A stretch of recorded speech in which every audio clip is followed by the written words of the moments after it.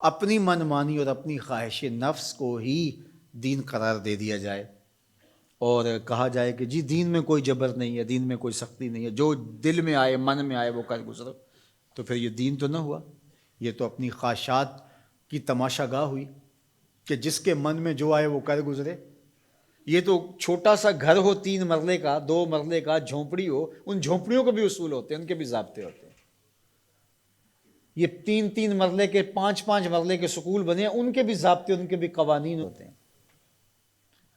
دیہاتوں کے ضابطے، جنگلوں کے آتے ہیں، جنگل میں کوئی قانون، لیکن جنگل میں بھی کوئی قانون ہوتا ہے، اس میں بھی کوئی ضابطہ ہوتا ہے۔ تو کیا اسلام کوئی لاوارث دین ہے کہ ہر بندہ اپنی خواہش کے مطابق منہ اٹھائے اور جو اس کا جی چاہے وہ کر گزرے، اور کوئی اسے پوچھنے والا نہ ہو، اس پر کوئی قدغن لگانے والا نہ ہو، اس پر کوئی پابندی لگانے والا نہ ہو؟ یہ کوئی لاوارث دین ہے؟ اس دین کی بنیادوں میں صحابہ اور اہل بیت کا خون ہے، خود رسالت مآب کا خون ہے اس کی بنیادوں میں، تو یہ کوئی لاوارث دین نہیں ہے۔ تو یہ تشریح خود ساختہ ہے لا اکراہ فی الدین کا مفہوم، کہ دین میں جی کوئی جبر نہیں ہے۔ جبر سے یہاں مراد جو ہے وہ دین لانے میں کسی کو مجبور نہیں کیا جائے گا، باقی جب دین کوئی قبول کر چکا ہے تو پھر اس کے ضابطے، اس کے قوانین اس کو اختیار کرنے پڑیں گے۔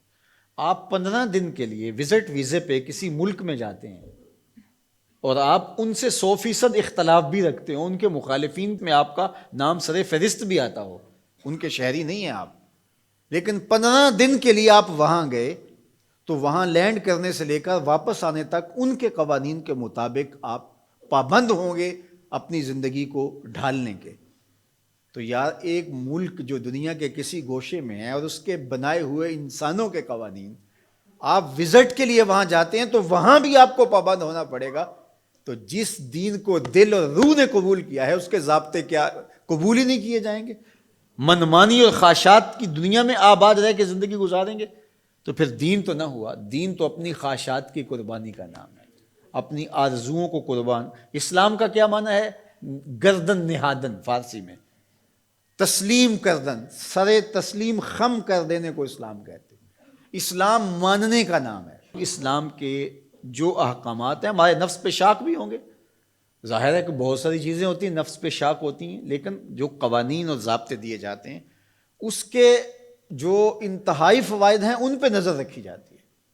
آپ بچے چھوڑنے جا رہے ہیں اسکول میں اور آپ نے دفتر فیکٹری کہیں پہنچنا بھی ہے تو وہاں آپ کو 60 سیکنڈ کے لیے اشارے پہ رکنا پڑا تو آپ بڑے بے چین ہیں کہ پہلے ہی تاخیر ہو گئی، اب واپس میں نے آنا بھی ہے اور فیکٹری بھی جانا ہے اور بچے کو بھی اسکول پہ وقت چھوڑنا ہے اور مجھے یہاں 1 منٹ تک رکنا پڑے گا، لیکن آپ کو رکنا پڑے گا، آپ پابند ہیں رکنے کے۔ جنہوں نے یہ قانون و ضابطہ بنایا ہے وہ جانتے ہیں اگر ایسا نہ کیا جائے تو پھر یہ ٹکراؤ ہو، یہ تو اب 1 منٹ تاخیر سے پہنچیں گے، پھر یہ پہنچ نہیں پائیں گے، یہ یہاں سیدھا ہاسپٹل پہنچیں گے۔ اس لیے انہوں نے قانون بنایا ہی اس لیے ہے تمہارے فائدے کے لیے۔ تو شاک تو ہے نفس کے اوپر، لیکن تمہاری زندگی کی حفاظت کا ضامن ہے یہ قانون۔ تو اسلام کے قوانین اگر سخت بھی تمہیں دکھائی دیں لیکن تمہاری دنیا کی بہتری اور آخرت کی بہتری کے ضامن ہے اسلام کے قوانین اور ضابطے۔ تو ان کے مطابق اپنے آپ کو ڈھال لینا ہی سربلندی اور سرفرازی ہے، اور جو اپنے آپ کو اس کے مطابق نہیں ڈھالتے تو وہ کبھی بھی اسلام کے ثمرات اور اسلام کے فیوز و برکات سے کبھی بھی مالا مال نہیں ہو سکتے۔ تو ایک پہلو یہ ذہن میں رکھیے گا کہ اس کا یہ مفہوم کہ دین میں سختی نہیں ہے۔ باقی اس کا یہ مطلب بھی نہیں ہے کہ دین کو لوگوں تک پہنچانے کے لیے آپ کے اندر تڑپ ہی موجود نہ ہو کہ ٹھیک ہے اسلام ایک سچا دین ہے، جو مرضی قبول کر لے، جو مرضی نہ قبول کرے۔ یہ اختیار ضرور دیا گیا ہے، لیکن میری اور آپ کی یہ انتہائی کوشش ہونی چاہیے کہ جس سے ہم محبت کرتے ہیں اس کی ہدایت کے لیے کوشاں ہوں اور اس کو خوبصورت دلائل کے ذریعے سے دین کی طرف راغب کریں، اور یہ پیغمبروں کی زندگی تھی۔ ورنہ وہ بھی کتاب چوک میں رکھ دیتے، اس کو پڑھ لو، جس کا جی چاہے اسلام لے آؤ، جس کا جی چاہتا ہے اسلام نہ لائے، بات ختم ہوئی۔ یا ایک مرتبہ کسی مجمع میں اعلان کر دیتے کافی، لیکن ایسا نہیں ہوتا، انہوں نے اپنی زندگیاں لگا دی، لوگوں کے سخت رویوں کے باوجود اپنی زندگیاں لگا دی۔ تو ہماری تو یہ آرزو ہونی چاہیے پوری کائنات گیتی حضور کے گائے، ہماری یہ تمنا ہونی چاہیے، ہماری یہ آرزو ہونی چاہیے۔ تو میں تو خطبہ سے اپنے یہاں پڑھنے پڑھانے والے سب کو کہتا ہوں کہ اپنی دعوت کا جو پیرایا ہے اس کو ذرا وسیع کرو. آپ اس انداز سے دین کی بات کرو کہ تمہاری بات دنیا کے تمام طبقات کو قابل قبول ہو. اور انشاءاللہ وہ وقت آئے گا، صحیح حدیث میں لکھا ہے، طے شدہ امر ہے کہ ایک وقت آئے گا کہ پوری دنیا کے اوپر جھنڈا صرف میرے حضور کا ہوگا.